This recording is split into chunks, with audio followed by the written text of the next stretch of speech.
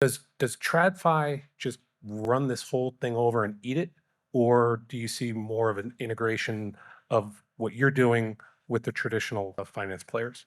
I don't think the DeFi community is going away.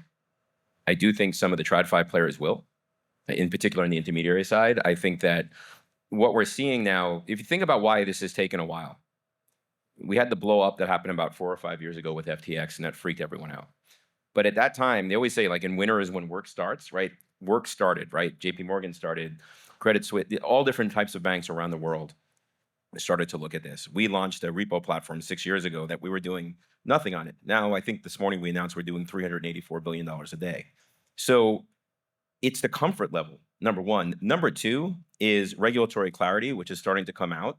And I think once regulatory clarity comes out, I think people start to build on top of it. And the third one, which is probably the most important, is how do I make money? And I think it took folks a little while. And listen, if you run a traditional business and all of a sudden you see this new thing and you're like, well, wait a second, I make, $100 billion over here, $5 billion over here. You're telling me that's going to go away? The initial reaction is, I'm going to fight that a little bit. I think we're on the other side of that now. But just look at the acquisitions over the last few weeks, last few months.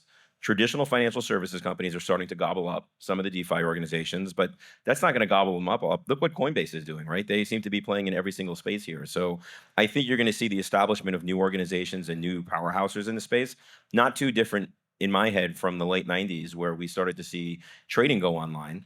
And when trading went online, you have a few companies that have continued through the test of time and introduced new ways. We saw price of trades go from $150 to $10 now to free. That was all front office. We're going to start to see the same thing on the back office, which is what this is. I think the Clarity Act really starts to answer the questions around risk. Why are traditional financial services companies, they're terrified of risk, right? So if you start to answer some of those questions, it starts to level the playing field.